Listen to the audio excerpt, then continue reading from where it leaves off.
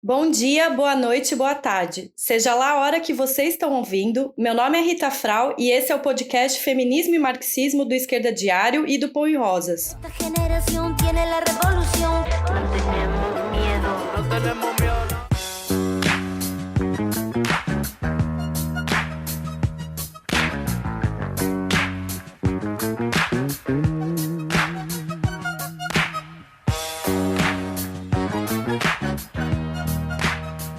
Enquanto o clã Bolsonaro vocifera contra a Globolixo, essa emissora está apoiando todas as reformas e privatizações contra os trabalhadores, as mulheres e o povo pobre, junto com ninguém menos que o clã Bolsonaro. Então é liberal na economia, conservador nos costumes ou liberal na economia e supostamente progressista nos costumes? Se o Bolsonaro odeia a Globo, então a Globo é minha amiga? Ou a Globo seria um símbolo da cooptação da luta das mulheres para ajudar a atacar melhor o conjunto da população? Tá dando um nó na cabeça? Ouve aqui com a gente que a gente vai desfazer esse nó, porque isso a Globo não mostra.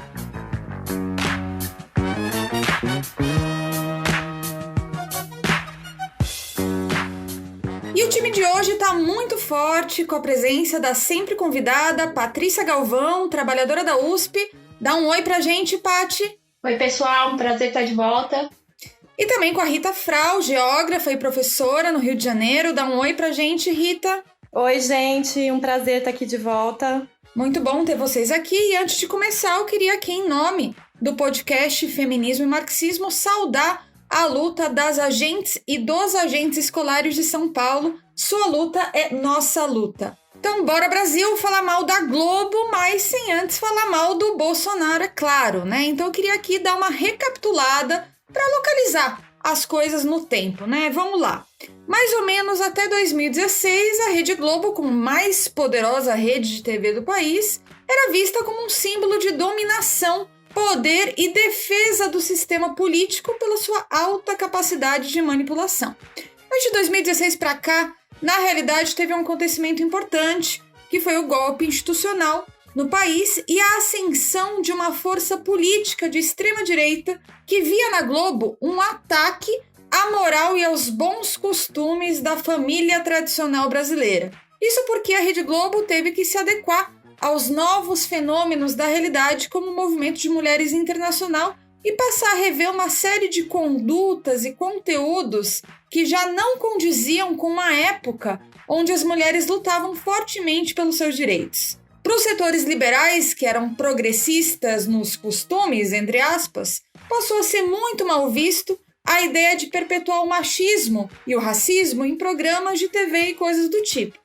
Então, para começar um pouco o nosso programa hoje, a gente pode definir que a Rede Globo expressa de forma distorcida a força da luta das mulheres e o faz em forma de cooptação, já que o seu intuito não é mudar o status quo da sociedade de classes, mas sim transformar o conteúdo da nossa luta em algo inofensivo, para melhorar as formas de dominação do capitalismo. Mas, ao mesmo tempo, do ponto de vista político, o resultado dessa cooptação é contraditório, porque se, por um lado, domestica e transforma em produto a nossa luta, por outro, não deixa de amplificar algumas ideias gerais de igualdade de gênero que têm impacto de massas, né? Então, portanto, o resultado disso também leva a reações de todo tipo. Por isso a gente diz que o bolsonarismo, enquanto força política da extrema-direita, também é uma reação aos impactos do movimento de mulheres, inclusive aqueles que são mais distorcidos e que se realizam em forma de cooptação. Então me parece que esse é o ângulo correto para encarar a discussão de hoje, ou seja, aqui a gente não é da turma que fala Globolixo, mas também não somos o pessoal de esquerda que acha a Globo parceira de luta, né? Como sempre é bom o óculos do marxismo para analisar toda a realidade. Mas a Globo não começou a existir ontem, né, minha gente? Então, Patrícia vai nos explicar o papel da Globo na ditadura e também desenvolver mais esse processo de cooptação neoliberal. É com você, Patrícia Galvão. Entendi. Vamos desatar esse nó, como você falou no começo, até porque hoje, quando a gente assiste o Jornal Nacional, né, já não é mais surpresa ver o William Bonner fazendo críticas abertamente contra o Bolsonaro. né? Especialmente quando o Bolsonaro faz elogios à ditadura militar, elogios a torturadores, né? Ou até mesmo quando ataca instituições do Estado, né? Colocando em risco a democracia, né? Com 1000 aspas aqui.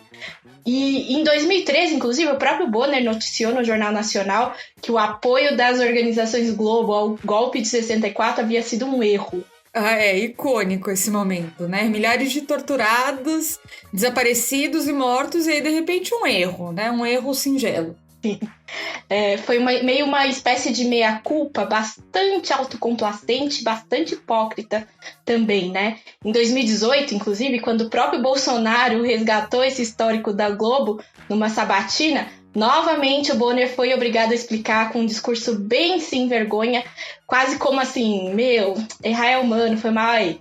Né? Tipo, essa revisão da própria história que a Globo faz, admitindo seus equívocos, né? Não nos enganemos, né? Não tem absolutamente nada a ver com a preocupação com valores democráticos, com o povo, nada disso. É pura demagogia, né? Vale lembrar que em 84, inclusive, um ano antes da eleição indireta do primeiro presidente civil, lá depois de anos da ditadura, o próprio Roberto Marinho, o dono da Globo, né, escreveu um editorial que chamava o golpe de 64 de revolução. Né, ou seja, a própria narrativa dos militares, né, saudando a revolução, seus ideais em defesa das instituições democráticas, contra ameaças. As ameaças, aliás, eram que representavam ameaças à democracia, eram greves e manifestações populares por direitos, né? Sim, inclusive ele saudava e justificava o AI-5, né? Ou seja, a tortura diretamente institucionalizada. Exatamente. E essa saudação e esses elogios todos do Roberto Marinho dedicado aos militares, né, não foram de graça. Foi na ditadura que a Globo vai emergir como a principal emissora de TV do país, né, status que inclusive ela mantém até hoje. Acordos com militares para conseguir concessões de canais, informações privilegiadas em troca de editoriais elogiosos ao regime. Isso tudo foi fundamental para essa ascensão da Globo. Sim, e assim, só antes da gente entrar tanto, eu queria dar um esclarecimento aqui, só para deixar claro uma coisa. A gente está falando mal aqui da Globo hoje, mas por essa questão do papel de cooptação, né, que tem que ser desmascarado, mas a gente também poderia falar longamente mal da TV Record, do Bispo Edir Macedo, da Rede TV com Marcelo Carvalho, que precariza as condições de trabalho, teve que lidar até com uma forte greve dos trabalhadores ali da Rede TV, também contra o Datena, da Band, né, que virou agora articulador de fim de greve para ajudar os patrões. A gente podia falar de tudo isso também. Totalmente, Di, bem observado. Quem sabe um dia a gente não faz um episódio para falar mal de bispo, né? Amém, com certeza. Amém mesmo.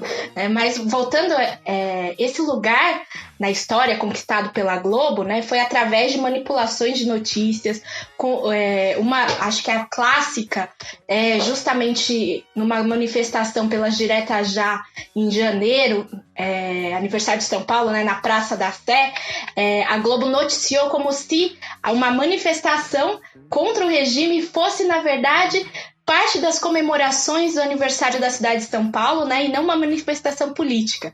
Isso foi amplamente criticado na época. Aliás, a Globo não noticiava grandes greves, manifestações, e quando noticiava, era para chamar de ameaça à família, à pátria, a ordem, enfim, né? E essa manipulação toda, ela não acabou com a ditadura, né? Até hoje, a gente vai ver a Globo manipulando as eleições, né? Mas vale lembrar, em 89, que é outro clássico, né? A Globo numa eleição acirrada, que quem tem aqui 40 ou mais vai lembrar, né?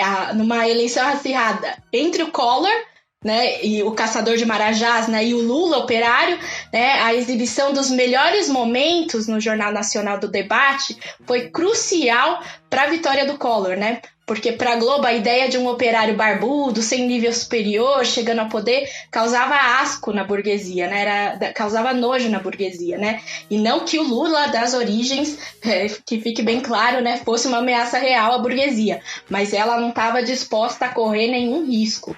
Sim, nesse caso o ódio de classe falava mais alto, né? Com certeza.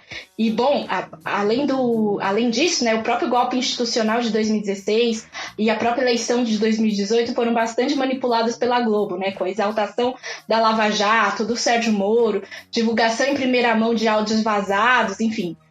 O Grupo Globo existe desde 1925, né? Então é bem antigo, né? Quase 100 anos.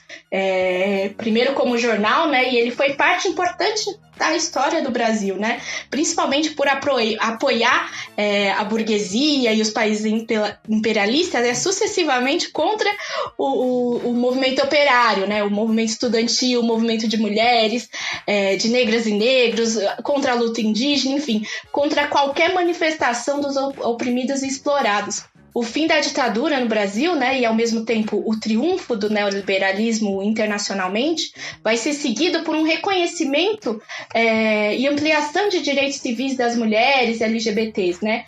A segunda onda feminista, que foi marcada pela batalha por transformar a cultura, né? O pessoal é político, era uma das consignas, né? Foi crucial, né? Só que o abandono das ruas, ou seja, o abandono dos traços mais radicalizados da luta feminista em prol de uma institucionalização ou uma onguinização, né, do movimento feminista no final dos anos 70, vai se intensificando, principalmente a partir dos anos 90, o que vai facilitar o processo de incorporação das demandas das mulheres, né, da nossa luta, nas agendas dos governos neoliberais. E o reconhecimento do Estado, né, de que existe uma desigualdade entre os gêneros e inclusive com leis que tipificam uma violência específica contra mulheres, né, ou contra LGBTs, é uma resposta ao movimento de massas, mas também é uma resposta para sufocar o movimento de massas, né? E vai ser seguido por um processo de intensa cooptação das pautas feministas pela burguesia, né? Se antes o movimento feminista fazia duras críticas à indústria cosmética, com boicotes, manifestações, agora vai sobrar propaganda falando da diversidade dos corpos, ícones de beleza com cabelos brancos, mostrando rugas, né? O direito ao próprio corpo, né? Uma questão tão cara pra gente, né? Virou mercadoria, né? Então, se você não se maquia mais não se maquia, né? Pra agradar o marido, mas para agradar a si mesma, né? Isso que a propaganda fala, né? Para expressar sua individualidade, sua beleza, o que de certa forma é verdade, né? Mas isso não se dá por fora dos padrões estéticos impostos pela mesma burguesia, né? Se você é gorda, você precisa ser descolada. Se você envelheceu, precisa mostrar que mesmo com os cabelos brancos, você ainda é sexy, né? Se você já é magra, precisa manter uma aparência de beleza natural às custas de procedimentos absurdos, como harmonização facial. Sim, claro, e tudo vira um nicho, né? Ou seja, essa suposta valorização de corpos diferentes, né, do padrão, né, do suposto padrão, né, ou seja, essa coisa do cabelo branco, etc., de qualquer coisa que não é padrão, tá ligado também a ampliar o campo de lucro que alguns produtos podem usar, né? A ideia de inclusão tá ligada a potencializar os lucros e não acabar com a opressão, né? Quando a gente está falando de empresas, de emissoras de TV, etc., né? Isso é importante, porque, em geral, eu tenho enfatizado esse elemento dialético de que essa cooptação ela é reativa, né? Ou seja, ela não acontece porque a burguesia ou as empresas querem, tipo, vamos ser um pouco mais legal, né? E fazer essas propagandas. E sim porque o movimento real das coisas passou por cima de valores que antes eram tidos como naturais, né? Entre aspas. E para mim isso é importante para a gente, de novo, não perder o ângulo da discussão, porque a realidade é que a gente critica essa cooptação porque ela tem como objetivo nos domesticar. Mas a gente sabe que o efeito de massas que tem mesmo essas propagandas e ideias feministas em novelas, etc., é um efeito potencialmente progressista, mesmo que não venha combinado a um questionamento de classe, né? Ou seja, é preciso entender essa dialética, né, para poder fazer a crítica certeira. Sim, bem importante pontuar essa questão mesmo não é só isso tudo que eu relatei antes, né, que querem nos impor goela abaixo. E querem que a gente almeje o teto de cristal, né? A justa, legítima denúncia nossa, né? E a luta por representatividade no mundo onde os homens ocupam poder acaba virando um elogio às CEOs, às presidentas, às parlamentares mulheres, né? Isso independente do que essas mulheres burguesas, né, defendem ou mesmo se exploram outras mulheres, né? A Globo, com o passar dos anos, vai entender bem como o feminismo pode ser lucrativo, seja com mocinhas de novelas denunciando violência doméstica, com programas de TV, com convidadas mulheres trans para falar sobre sexualidade, seja com reality shows, com participantes falando de empoderamento feminino e apresentador fazendo discurso antirracista, enfim, né? Essa troca desse espaço cedido pela mídia para que as mulheres ocupem mais a telinha, vem com uma enxurrada de propaganda comercial, mas também ideológica, que vende de tudo. Por um lado, lucrando horrores com pink money, né? E por outro lado, domesticando o movimento feminista, se propondo ser porta-voz das mulheres para calar a maioria de nós que não tem acesso a direitos que o próprio Estado reconhece. Sim, nessa coisa do pink money e de toda essa loucura das propagandas e tal, gente, eu juro que esses dias eu vi uma propaganda de roupa que usava o batatinha frita 1, 2, 3 do round 6. Tipo, os marqueteiros estão um pouco emocionados, né, em captar nichos de mercado assim, de forma um pouco delirante. Mas enfim, né, agora eu acho que pra gente poder entender mais a fundo mesmo, a gente precisaria também entender um pouco melhor o que foi esse movimento de mulheres, né? Porque a Paty fez um resgate aqui, né, da Globo, né, e todo o papel na ditadura, e também desse processo de cooptação, mas justamente, né, como eu tinha colocado, é reativo, né, esse processo de cooptação, ou seja, teve um movimento de mulheres, né? Então, vamos lá, o que você nos diz, Rita Frau?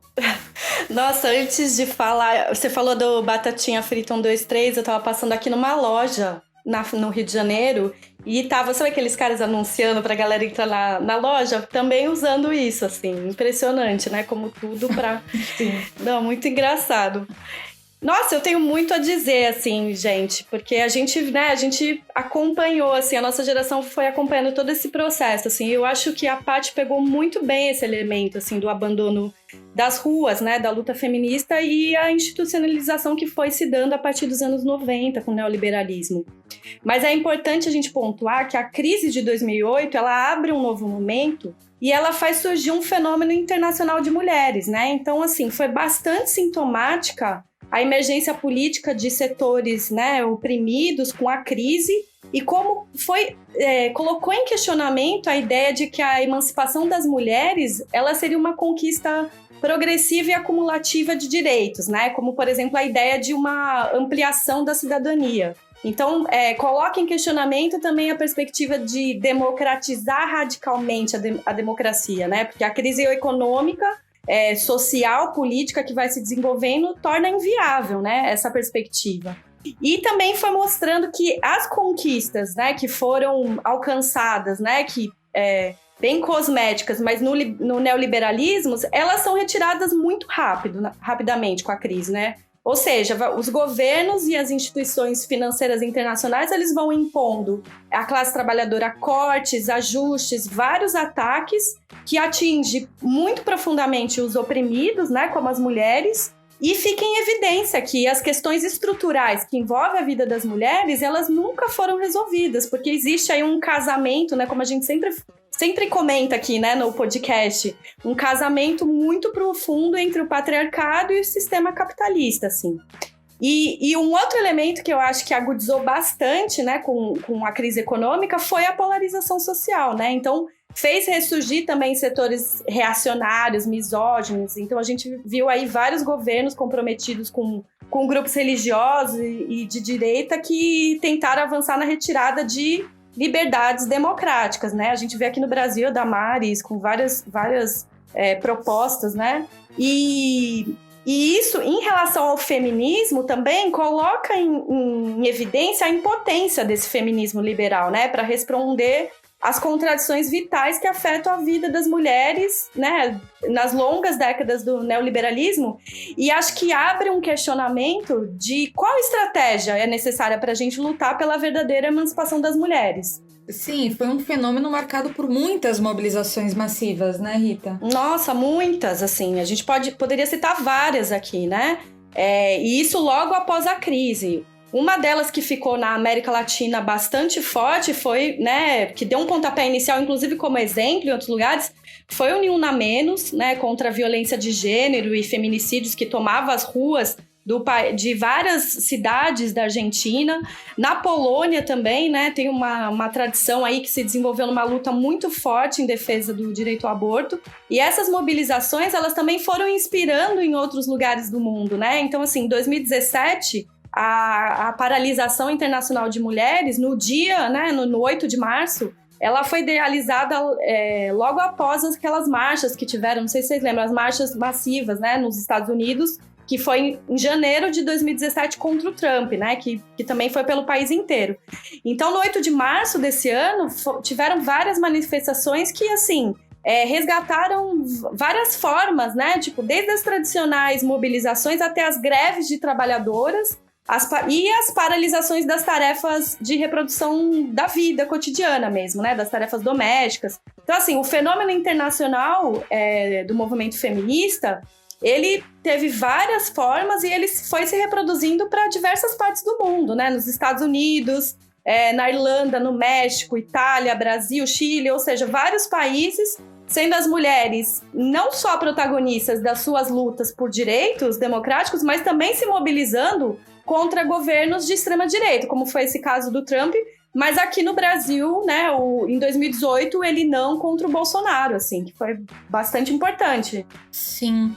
Então, pegando essas questões, né, que vocês colocaram, assim, né, acho que com essa explicação da Rita sobre o fenômeno internacional de mulheres e tudo que a Patrícia desenvolveu sobre a questão da cooptação neoliberal, fica mais fácil de entender qual é que é a da Rede Globo hoje, né? Ou seja, se alguém falar assim, poxa, mas não é bom que a Globo paute coisas feministas, traga o beijo gay, fale de violência doméstica, etc. Bom, é óbvio que a gente não se opõe a isso, né? Inclusive, como eu estava colocando, isso tem um efeito, né, importante nas massas, né? Eu insisto, a nossa posição marxista de classe sobre a cooptação não pode fechar os olhos para o efeito de massas que esse tipo de propaganda ideológica tem, né? Eu me lembro até hoje daquela novela péssima, eu esqueci o nome da novela, mas que tinha uma grande atriz, que eu esqueci o nome também, alguém joga no Google, o nome dela é Carol, eu lembro, mas o sobrenome eu não lembro, fazendo a transição de gênero para deixar de ser Ivana e virar Ivan, né? E eu me lembro que tinha notícias de que em fábricas, em locais de trabalho, tinha gente torcendo pelo Ivan. Imagina, isso é de arrepiar. Imagina, um peão, né, torcendo. Faltou a sociedade, né? Assim, tipo, trouxe esse debate. Exatamente. Totalmente. Né, impôs uma pauta, tipo, impôs um tema, tipo, de massas onde gerava simpatia. Né? Enfim, então, ou seja, a questão é que mesmo a cooptação, ela perde um pouquinho o controle, digamos assim, porque as posições feministas, antirracistas e anti-LGBTfóbicas são subversivas, e mesmo que sejam resultado de cooptação para domesticar o movimento e sua vanguarda organizada, a nível de massas pode ter um efeito estrondoso. Né? A diferença aqui é entender por que diabos a Globo mostrou uma transição de gênero, né? Na novela das 8, das 9, mudou o horário, né? Enfim, porque de repente a família Marinho achou que é muito legal ser LGBT? Acho que não, né? Ou então é porque a Globo, como parte de um Estado integral, né? Como dizia o Gramsci, um Estado ampliado, precisava afiar os seus mecanismos de dominação, batalhando pela sua própria hegemonia, neutralizando os movimentos de luta para transparecer a ideia de que a Globo poderia responder ao problema dos setores oprimidos, né? Ou até mesmo de que já tínhamos alcançado o nosso teto de aspirações, né? É disso que a gente está falando, né? E essa mudança, gente, ela foi se dando ao longo do tempo, não foi assim sempre, né? A gente precisa analisar essa mudança, né? Esses dias eu estava numa formação com companheiras de Pernambuco e da Paraíba, inclusive um salve aí pro pessoal de Recife, Campina Grande, que eu tava aí na semana passada.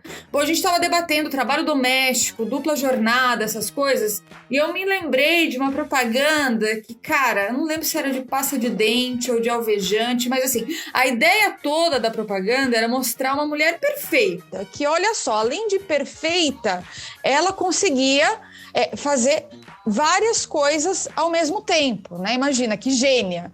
E eles diziam algo tipo, nós, mulheres do futuro, somos 3 em 1, por isso nossos produtos precisam ser 3 em 1. Tipo assim, o quê? Nesse caso, né, como dizem nas redes sociais, estavam aí romantizando e gourmetizando a exploração e a opressão. Nossa, vai ser 3 em 1 assim na casa do capeta, né?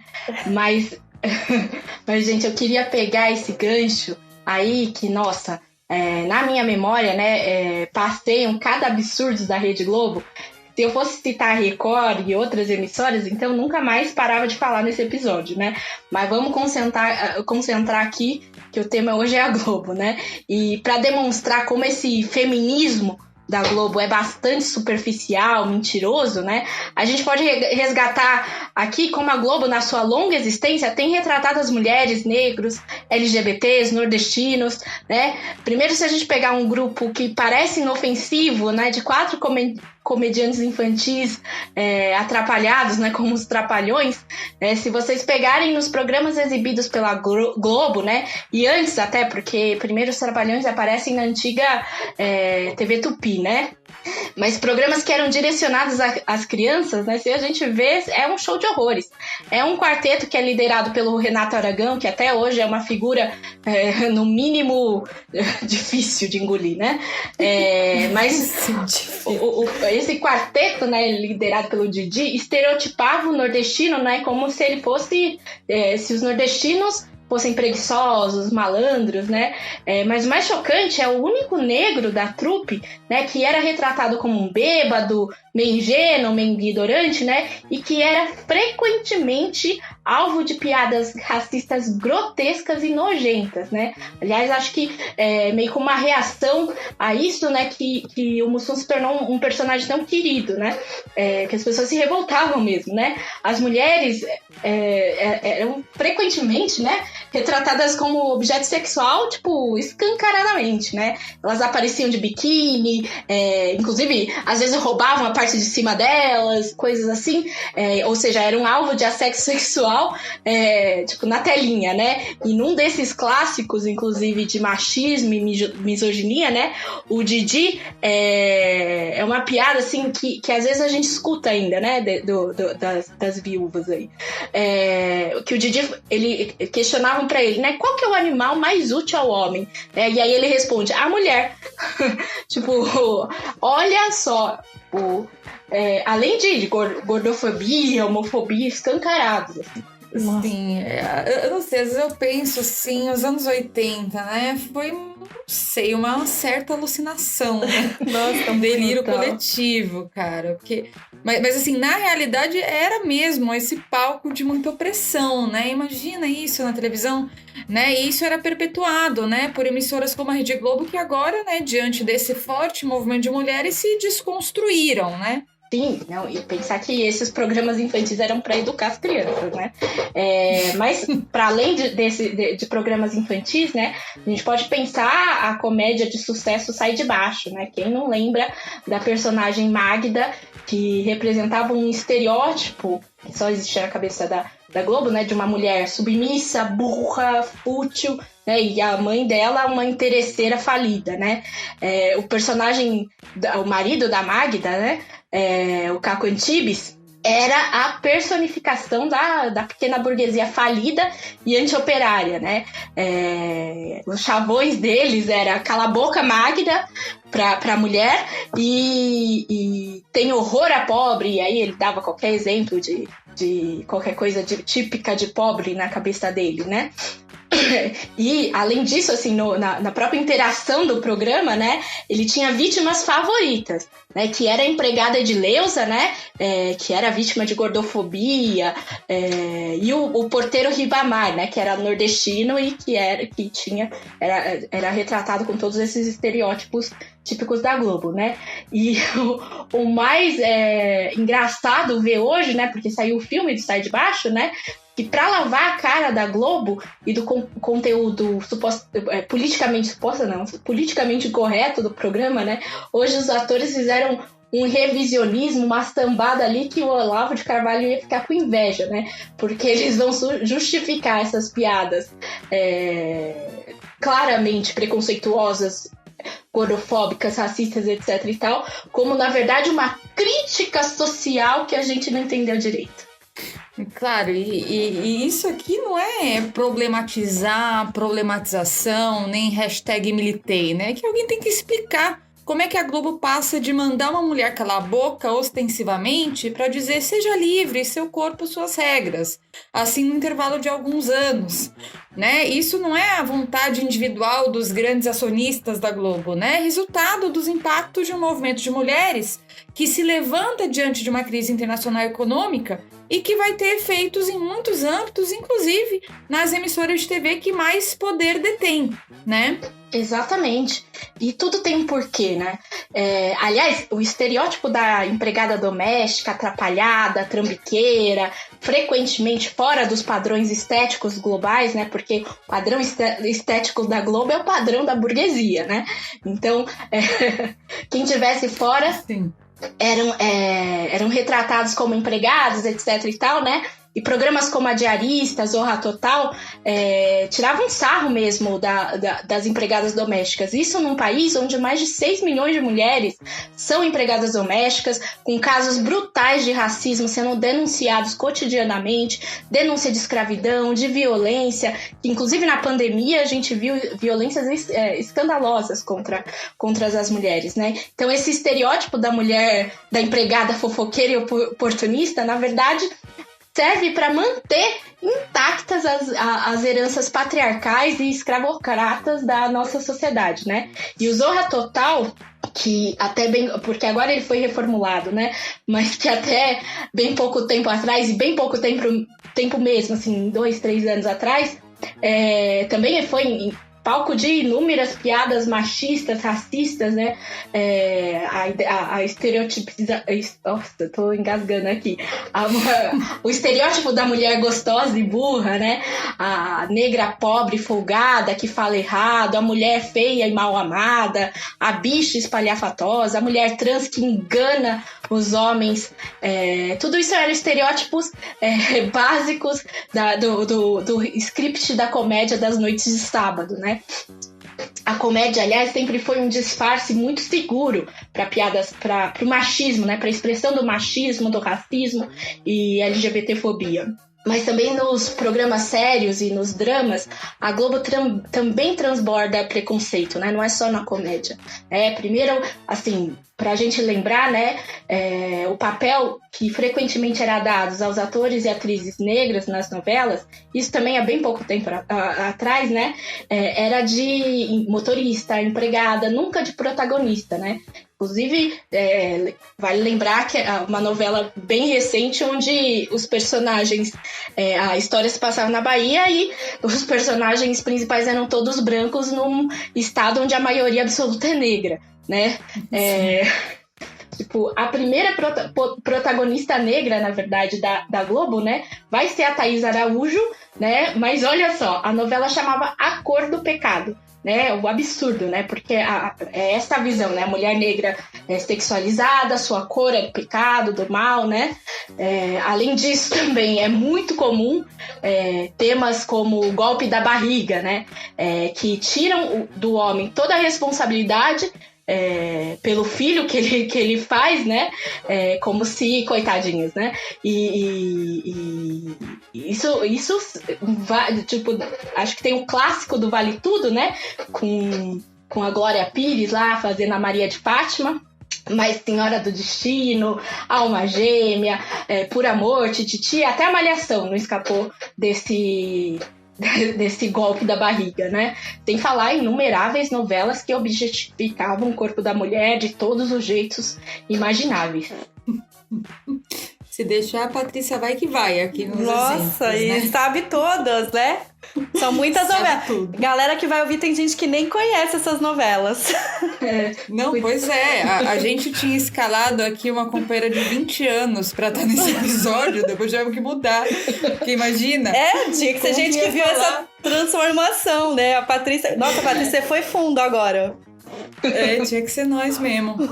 E sim, né? Eu acho que é chocante tudo isso daí. Inclusive, agora na pandemia, quando a Globo foi obrigada a reprisar várias novelas que não podia gravar, né? Aí teve que parar e jogar uma outra novela no meio, né? Foi um choque, né? Entre uma Globo que transmitia todo tipo de opressão e a Globo feminista, né? Tipo, entre aspas, né? Até os atores ficavam meio com vergonha das novelas antigas sendo reprisadas.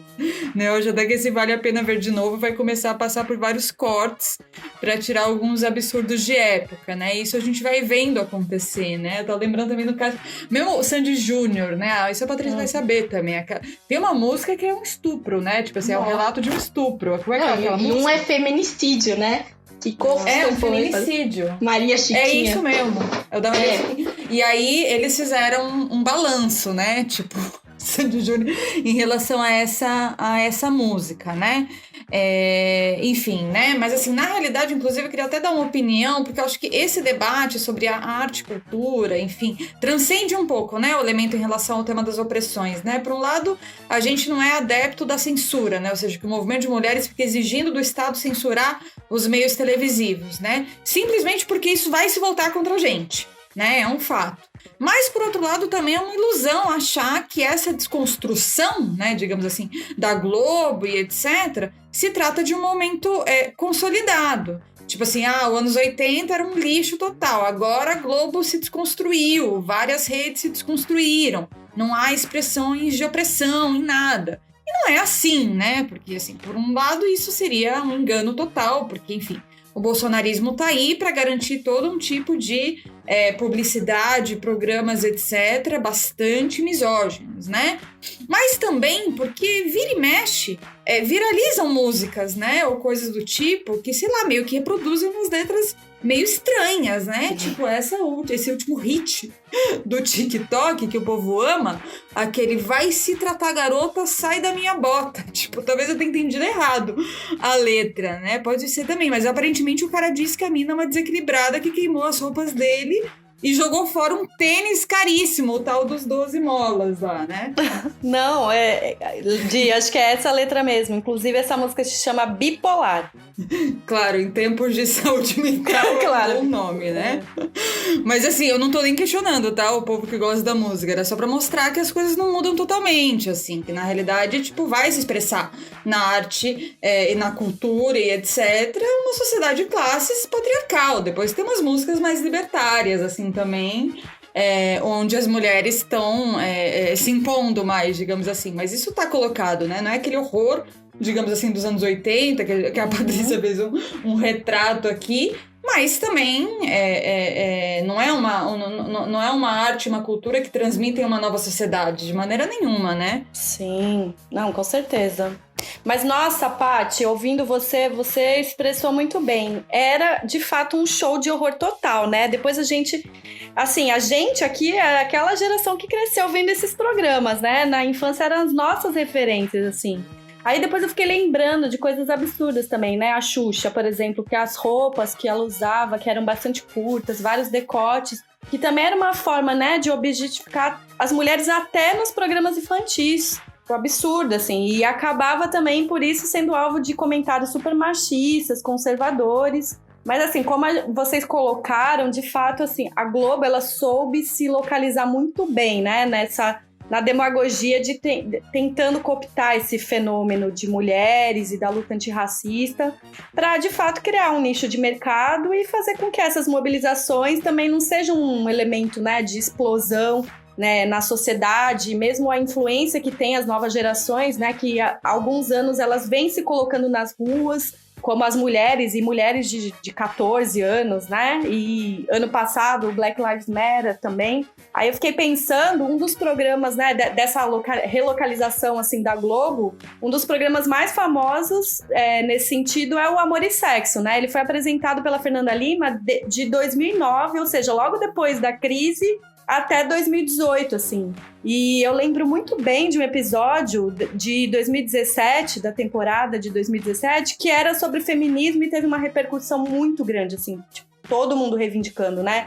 Que mostra isso também, né? Como que, na verdade, o elemento do feminismo se instalou mesmo na sociedade, né? E a Globo, inclusive, até levou representantes da Marcha das Vadias, profissionais do sexo. Tinha um quadro que chamava Machista em Desconstrução, que era com aquele ator Eduardo, não sei o sobrenome dele, mas ele pra né, tipo, também ter o homem ali na sua desconstrução em relação ao machismo, e chegou a abordar até temas como a diferença salarial de mulheres, né, em relação das mulheres em relação aos homens, né, para o mesmo tipo de trabalho. Também a questão da representatividade das mulheres ocupando cargos na Câmara de Deputados, no Congresso.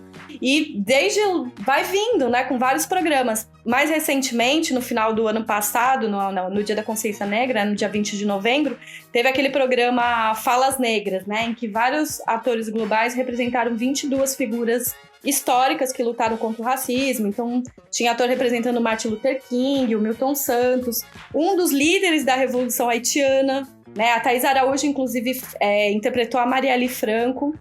E esse ano teve o Falas Femininas também, eu assisti esse. E a ideia era mostrar mulheres reais como a gente aqui, trabalhadoras, mulheres negras, que iam fazer seus relatos, né, e abordar a questão do empoderamento, mostrando a realidade dessas mulheres, né? Trabalhadoras, mães solo, mulheres que voltaram a estudar depois de muito tempo, trabalhadoras domésticas. E eu vi uma entrevista de uma das diretoras do programa que ela dizia que a escolha dos personagens partiu do desejo, né, da Globo de mostrar histórias de mulheres desconhecidas, mas que elas consideram forte e extremamente representativas da população brasileira, né? E colocando que elas carregam marcas e cicatrizes de uma história muito dura, mas que não impede de que sejam mulheres que tenham espontaneidade, alegria, né, para superar os problemas e enxergar a vida com esperança, né? Então, até uma coisa meio, né, assim, romantizada, de levar as mulheres como se não existisse uma realidade do sistema capitalista que impõe, inclusive, todas essas dificuldades, né? E, com certeza, muitas mulheres que assistiram se identificaram com os relatos, né? Acho que várias mulheres trabalhadoras, jovens que viram o programa, seguramente se reconheceram nessas outras mulheres, né? E conhecem gente da própria família que passa por aquela realidade. Então, são programas de um projeto que a Globo fez chamado Identidade, para transformar em especiais da TV importantes temas, né, das lutas sociais e dos setores oprimidos, assim. E aí, sem falar, né, que vocês já comentaram do BBB 2020, na pandemia, aquele também que foram as mulheres, né, tipo, que se uniram na casa contra o machismo, né? Então, a Globo também ela vem escolhendo a dedo diferentes perfis que trazem esses temas, essas pautas do feminismo, da questão negra. E as novelas atuais, a Dia até falou, né, da galera dos atores. Eu fico imaginando também os atores com vergonha, assim, tipo, assistindo, falando, nossa... Tem vergonha. Não, tem vergonha, com certeza, né? A própria Thaís Araújo, né, no Instagram dela, tava falando do horror que era os anos 80 e, tipo, mostrando uma boneca. Não sei se vocês viram, que era uma boneca dela, tipo, que era até antes dessa novela da Cor do Pecado, uma boneca dela que era claramente uma boneca mais clara, com a pele clara, cabelo alisado, e era a boneca dela, entendeu? E ela, tipo, ela falou, eu tentava, tipo, me reconhecer naquilo, mas porque era natural aquilo, né? Então, assim, as novelas atuais, elas também vêm tratando desses temas, né? Aqui a gente sabe muito bem, porque já ficou claro que todo mundo é noveleira aqui, né? Não, claramente. E assim... Não vamos esconder. Não vamos esconder, nenhum problema de assumir isso. E, de fato, aqui, todo mundo assistiu Amor de Mãe, que foi a última novela, inclusive, né? Que foi um estouro. E que, assim, abordou uma série de questões de maneira muito progressista, né? Não tem como negar, de fato, assim, quem não se apaixonou e não se identifica com a Lourdes, por exemplo, né? Ou não tem uma tia, uma conhecida, que é a Lourdes. Inclusive a Regina Casé atuou maravilhosamente bem. Mas com mulheres, né, representando mulheres nordestinas, fortes, trabalhadoras, que enfrentavam a violência doméstica, né? Mulheres que lutam, mulheres que enfrentam a violência policial, o racismo, né? Como a filha dela, que eu não lembro o nome da personagem. Mas a gente, é isso, né? A gente sabe o que tá por trás do interesse da Globo, né? Não tem nada a ver de defender um feminismo que abarque todas essas mulheres e que, de fato, leve uma luta antirracista que vá no cerne da questão estrutural do sistema capitalista, né? É um objetivo de ir cooptando esses fenômenos, né? Como mercadoria, como uma luta individual, de uma representatividade individual, e que também vai retirando o potencial subversivo que pode ir para as ruas, que pode ser explosivo, né? Assim, como que é possível a Globo falar de empoderamento dessas mulheres se ao mesmo tempo está a favor de todas as reformas que precarizam a vida, o trabalho dessas mulheres, como a reforma da Previdência, a trabalhista e todos os ajustes, né?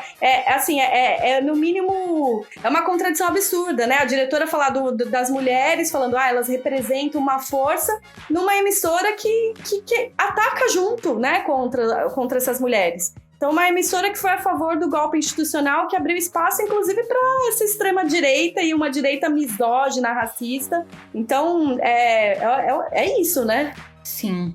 Sim, e a gente tá vendo mesmo, né? Muitos e muitos programas que vão expressando esse conteúdo progressista, porque é inevitável, e buscam incluir essas pautas no conceito do politicamente correto, né? Que, na minha visão, é só uma forma de regulamentar os comportamentos dentro de uma sociedade capitalista, colocando alguns limites do aceitável do ponto de vista da opressão, mas no marco de coisas que são realmente inaceitáveis do ponto de vista da exploração, né? Só que isso vai passando, né? Ou seja, um patrão, ele não pode assediar uma trabalhadora, mas ele pode explorar ela até morrer, né? E isso é capitalismo bebê, como diria Cristiane Torlone, né? E é tão forte que a Globo, depois de sustentar, né, certamente muitos globais machistas, no auge desse movimento de mulheres, teve que sacrificar um dos seus galãs históricos, né, o José Maier, né, já que se desatou um movimento de atrizes contra as atitudes opressivas dele, né, contra uma funcionária da emissora. Foi um grande escândalo nacional, né? Depois teve o caso do Vitor Chaves, que chutou a mulher grávida e, ao mesmo tempo, apresentava um programa de talentos infantis, imagina, né? E outros casos também que tiveram na Globo, né? Enfim.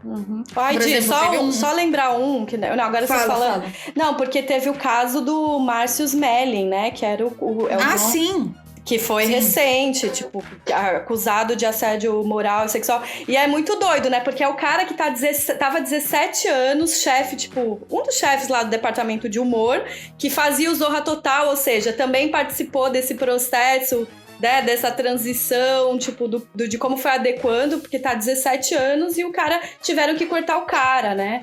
O William Vac, lembra que escândalo do William Vac com a piada racista? O cara também que tinha um posto ali e cortaram o cara. O próprio Pedro Bial, que soltou uma também acho que foi no Fantástico, chamando o balé de coisa de viado. Tipo, nossa, Pedro Bial, né? Que absurdo. Eu acho que a Globo vai ter que mudar o Vale a Pena Ver de novo pra será que vale a pena mesmo? Ver de novo? Sim, é bem isso mesmo, porque tem tanto lixo. Sim. Né? E depois eu lembrei também, teve um caso emblemático também de uma relação dentro do Big Brother, acho que o 19, não lembro. Quando a Globo meteu a polícia dentro do programa, vocês lembram disso? Pra retirar o cara. Ele era um machista escroto, né? Enfim, mas tinha segurado forte a menina que eles estavam ficando e tal. Né? E aqui a questão é complexa, porque eles estavam claramente espetacularizando uma relação ali a dois, né, para aumentar o Ibope. E ao mostrar para o país inteiro um caso de relação abusiva, né, digamos assim, eu acho isso até um termo amplo demais para expressar coisas específicas, mas enfim, chamam assim, né? Mostraram essa relação e tiveram que, no marco de manter a sua conduta antimachista, meter a polícia lá dentro para mostrar serviço contra o machismo. por fora de qualquer conversa e discussão com a própria vítima, que não teve nenhum direito de opinar sobre nada, né? Eu senti um quê fascistizante nessa situação toda, porque foi a emissora impondo a saída que achava que tinha que ser, com o objetivo puro e simples de garantir a sua propaganda antimachista, garantir o Ibope, garantir os lucros, e não estavam nem um pouco preocupados com a opinião da própria vítima, né? Enfim, mas nisso tudo, gente, pra gente também ir caminhando aqui na nossa reflexão, né, a gente tem que dizer, né, o feminismo liberal aplaude a Globo, né, acha lindo, perfeito, mas o reformista na realidade meio que também, né, o que podemos pensar disso? Patrícia Galvão de novo. Olha, gente, muitas coisas, né? Acho que é importante a gente ver esse interesse da Globo pelas pautas feministas, né, como uma expressão mesmo da nossa força, né, de um lado, né, mas também com a tentativa brutal de tentar domesticar o movimento, né, para manter as coisas tais como elas são, como a Di já explicou muito bem. O feminismo liberal, né, que é o da Globo, tenta convencer a gente que a única forma da gente conquistar nossos direitos é ocupando os lugares e espaços de poder que antes eram restritos aos homens, né? Mas mantendo esses espaços tais como eles são, né? Ou seja, tipo, ao invés de 8 homens mais ricos do mundo, se forem 4, que sejam 4 mulheres, né? Ou que se tenha mais CEOs, presidentas, parlamentares, enfim, né? Mas como esses lugares não são para todas, né? Querem que a gente mire nos exemplos das grandes empreendedoras para nos empoderar, né? Para a gente empoderada continuar sendo explorada, né? Ou seja, o teto das nossas aspirações, né? Ele precisa ser muito baixo e limitado a muito poucas mulheres. Pois é, e assim, né, tipo, pelo que você luta no fim das contas? Eu luto pra ter mais feminismo nas novelas, falar sobre o machismo. Tipo assim, você luta pra mudar a ficção ou a realidade, entendeu? Lutar pra melhorar a vida dentro da TV, se reduzindo a fiscal de novela, pra ver se retrata a nossa luta, enfim, ok, né, mas isso aí é feminismo liberal, né, e nessa toada, né, o representatividade importa, né, que é uma frase marcante aí que sempre fala, mas a questão é que ela não vai importar muito se isso não mudar a realidade. E para mudar a realidade, a presença feminina ou negra tem que ter um conteúdo de classe, senão é liberalismo do mais vulgar, inclusive. Exatamente. O feminismo liberal, né, desde a sua origem, ele mira em conquistar uma igualdade jurídica em relação aos homens, né, numa sociedade onde os pilares já são o patriarcado, a propriedade privada, a exploração, o racismo, né, e nesse sentido, a luta pela igualdade fica parecendo uma equação matemática, né? Onde o objetivo é dividir tudo que existe por 2, se for se tratar de sexo, por 8 ou mais, né? Se entrar no quesito sexualidade, identidade de gênero, por 4 ou mais no quesito raças, enfim. Né? Uma longa equação matemática que, se a gente vê cruamente, né? A soma de tudo isso é igual a zero. Zero mudança nas estruturas capitalistas e manutenção da exploração da ampla maioria da humanidade por uma minoria parasitária, né? Vamos pegar o exemplo bem atual, né? A Luísa Trajano é construída pela Globo, né, como uma grande inspiração para outras mulheres, né? Aquela que venceu na vida, quebrou o teto de cristal, né? Mas é o suor e a exploração dos funcionários do Magalu, né? Homens, mulheres, negras e negros, trabalhadoras, que permite que a Luísa Trajano seja hoje uma das pessoas mais ricas do Brasil, que saia na revista Forbes, né, com capa, tudo, né, direito a pompa e tudo mais, né, e que seja até cotada para algum cargo político, né, enquanto milhares de mães estão fazendo fila para conseguir osso e pé de galinha para alimentar seus filhos. Imagem chocante essa. Sim, e para cooptar as nossas demandas, né, a burguesia ela precisa convencer a nós mulheres de que a gente somos todas iguais, né? Somos ligadas por uma sororidade restrita e absoluta, né? Ou seja, ou a gente compete ou a gente somos todas irmãs somos todas iguais, né? E assim, para nos convencer que se uma de nós vence, todas nós vencemos. Mas que vitória que é essa, bastante contraditória, quando chega as nossas contas a pagar, os filhos para alimentar, o trabalho doméstico por fazer, né? Tipo, a Luísa Trajano venceu, né? Mas e aí? Quem paga as contas? Quem é que tem dupla jornada? E nesse sentido, é bastante frustrante, né? Acho que essa é a palavra. Ver a adaptação que o movimento feminista, né, tem, a ideia de representatividade por fora da luta de classe, né? Então vamos bater palma para Tabata Amaral como um expoente feminista que foi parte de aprovar a reforma da Previdência e ataques à classe trabalhadora que faz com que as mulheres precisem trabalhar até morrer, tenham empregos precarizados, contratos informais, sem direitos. Sim, olha, essa Tabata Amaral acha ruim quando criticam ela por isso, né? Quem teve a oportunidade de ver, a nossa companheira Letícia Parques aí teve recentemente numa mesa onde deu uma pequena destruída na argumentação da Tabata, né? Que fica falando que é uma menina que veio da periferia e etc. A Letícia foi lá e contou a história real do efeito devastador da reforma da Previdência na vida de uma mulher trabalhadora, e aí foi difícil responder, né? Sim, ela faz toda uma choradeira e é um belo exemplo, né, do embate entre o feminismo marxista, né, e o feminismo liberal da Tabata, né?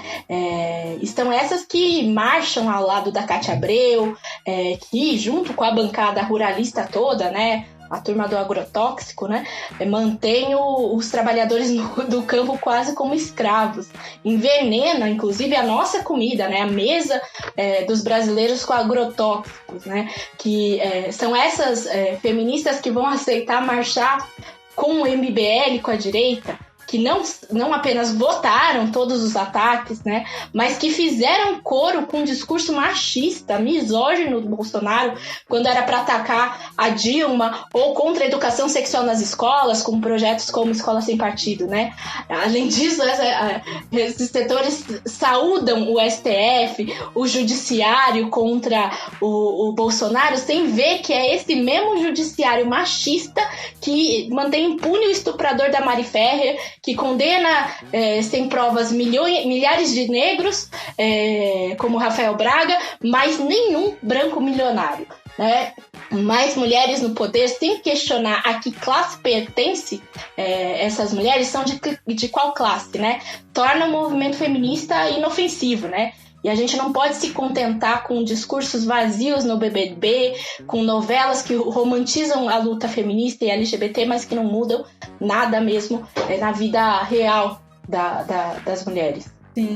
Sim, romantizam até o homem perfeito, né? No caso é o Rodrigo Hilbert, fica parecendo umas doideiras, tipo, o Rodrigo Hilbert montou uma cabana sozinho, ele é perfeito. Tipo, tô vendo essas coisas, mano, que é isso? Que loucura é essa? Não, total, é o que querem, né? Incentivar o empreendedorismo das mulheres que perderam emprego na pandemia, né? Ou seja, a nossa força, o nosso ódio contra a velha sociedade patriarcal, ela não pode servir para passar pano para a Globo, para se contentar com esses discursos, né? Ela precisa ser combustível para a luta nas ruas. Sim, e pelo amor, né? Nossa luta não é para ver o melhor enredo de novela, não, né? Por favor, pessoal, se localizar, né? Mas também cá entre nós tá rolando uma certa decadência da Rede Globo, né? Ainda que segue tendo muito peso de massas, a realidade é que as redes sociais elas vieram com tudo e a Globo tá tendo que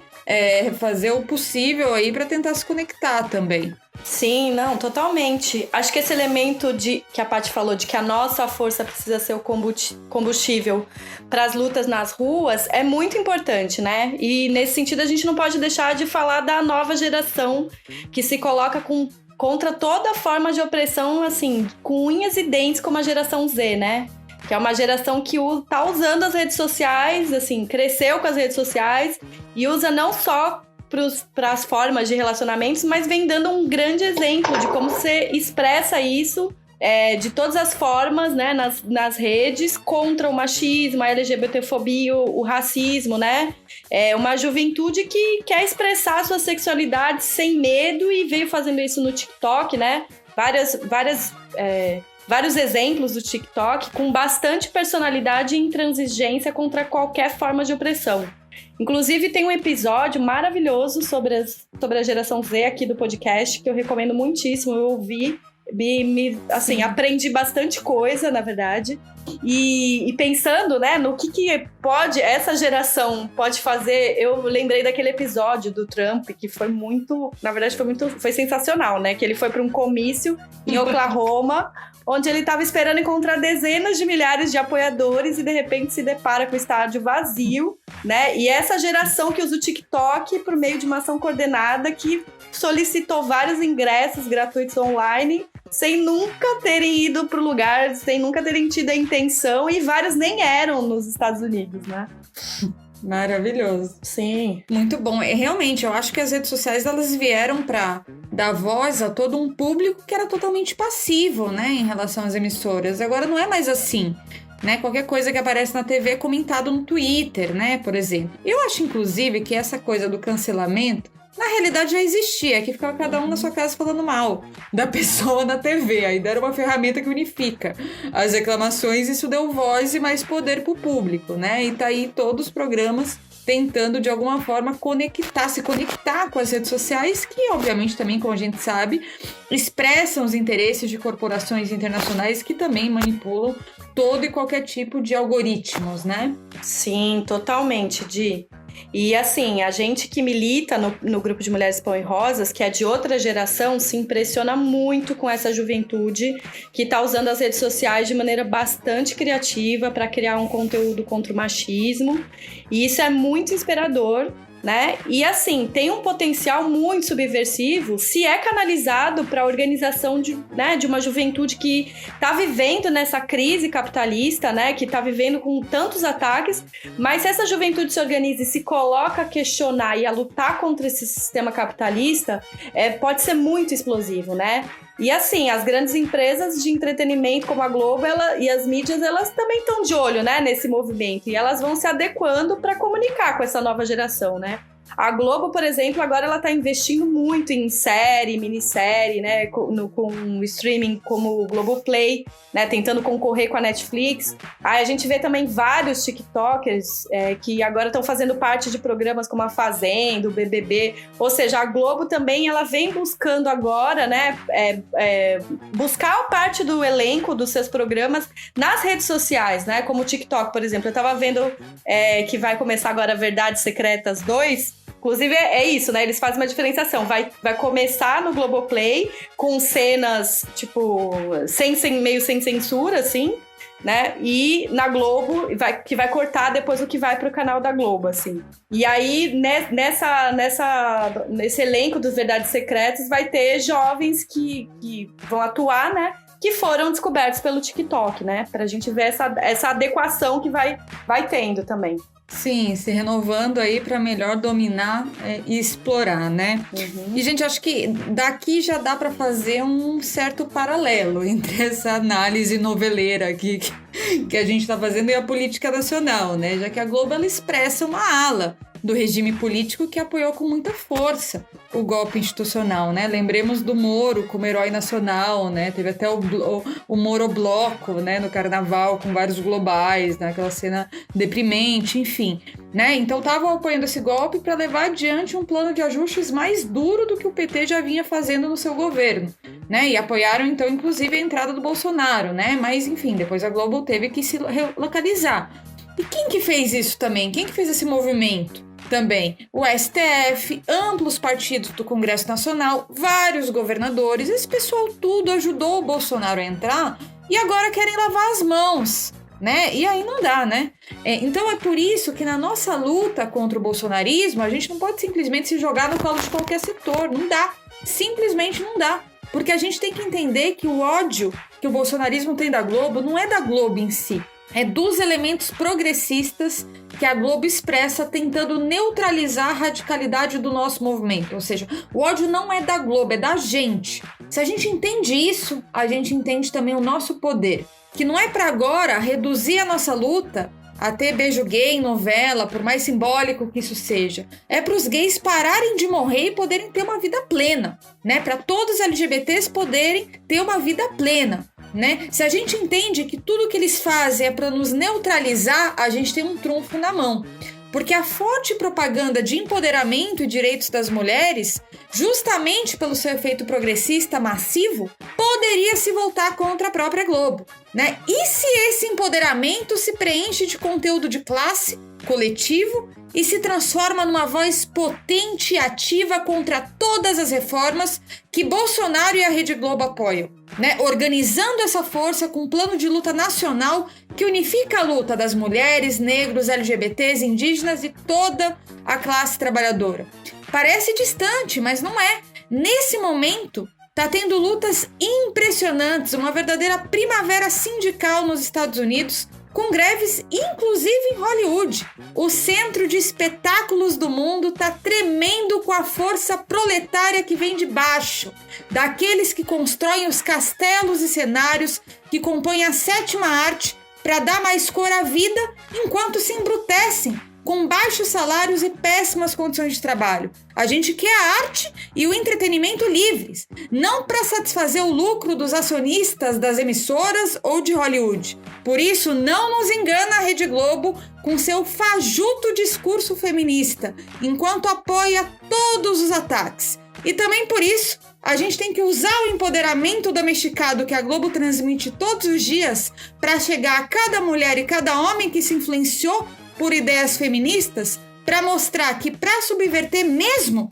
a ordem, a gente vai ter que nos enfrentar contra todos esses símbolos de poder e desmascarar os liberais fantasiados de progressistas que se emocionam mesmo em lágrimas quando aprovam uma reforma da Previdência. Eles querem nos destruir falando manso, com discurso feminista. Nós defendemos nossos direitos e, inevitavelmente, no calor de uma luta de classes imparável com as mulheres à frente, a gente vai ter que expropriar o império construído pela Rede Globo e colocar sob controle dos trabalhadores, mostrando que a classe operária que tudo produz, a ela tudo pertence.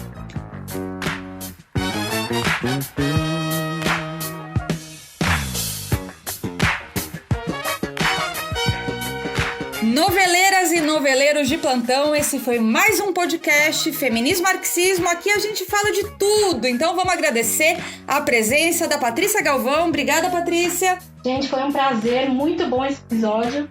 Também, querida Rita Frau, obrigada pela presença. Obrigada, gente, adorei estar aqui com vocês. Muito bom. A luta das mulheres não cabe numa tela da TV. Nosso palco é o mundo. Até a próxima, gente. Curtam e compartilhem.